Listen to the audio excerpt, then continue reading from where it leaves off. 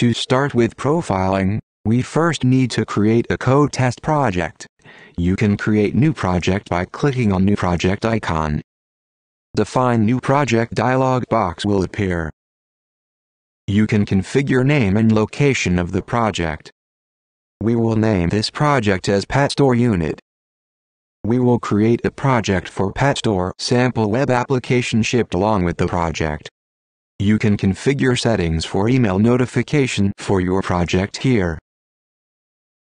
This is Import tab. Instead of creating a project from scratch, we can import a project from your IDE. AppPerfect can import projects from most commonly used IDE. In the Source tab, we will need to add our project source. We will add source folder containing Java files using the Add Folder button. Once the required files and folders are added, the source tree will be visible. Here you configure the JDK and JRE that compiles and execute your code. We choose the default JDK.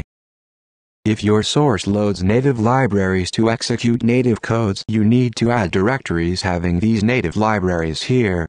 Do not add native libraries, but the directories that contains these libraries.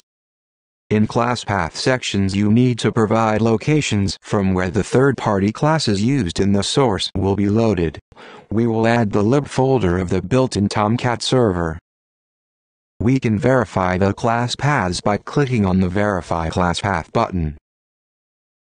We have a web application deployed on a web server, so we select Type as Server or Web Applications. We provide the URL of the running application. In App Server Settings tab, check the checkbox and select App Server as Tomcat 5 or above. Set server home to Tomcat folder and startup file to Catalina.sh from bin folder. Please select the checkbox for Launch Server automatically. We can choose to validate the settings. Once validated, we can click on Finish button to finish creating a project. Define project properties is opened. We can configure unit test related properties here. Pet Store application is a strut-based architecture, so we choose struts based on application type. Here we can include JSP and struts files to be analyzed. We need to specify the document root of the web application. It is the folder that includes web.inf folder. Please go through each and every setting here. We choose default setting and proceed. In test case execution, we can configure how test cases will be executed. We choose defaults and click on OK.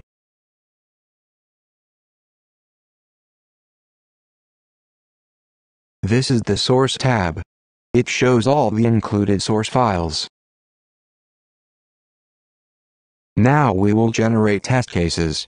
Click on Generate Test Cases option under Project. In order to generate test cases for JSPs, we need to record the actions on the actual web application.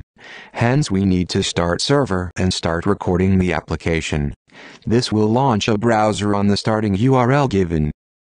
Click on Start Recording. We assume that the application is already running. Once the browser is launched, we can perform actions by clicking on links.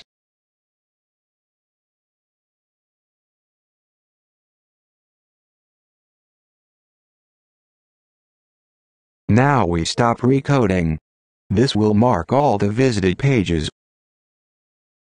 We will move to Next tab and click on Generate Test Cases. Unit Tester is generating test cases. You can see the progress of test class generation. This is Test Classes tab. It represents test classes and cases generated by a unit tester. When we double-click on a node, it is opened in Java Editor. Now we will execute test results. Click on Run button. Console tab shows the progress. Test case execution is completed and we are switched to Execution Summary tab. It provides the summary of test execution in graphical and tabular format. Code Coverage View. This tab shows code coverage of the application by test cases generated by a unit tester. Exceptions tab shows exception and assertions that were encountered during execution of the test. Memory Leakage tab shows details of memory leakage after execution of particular test.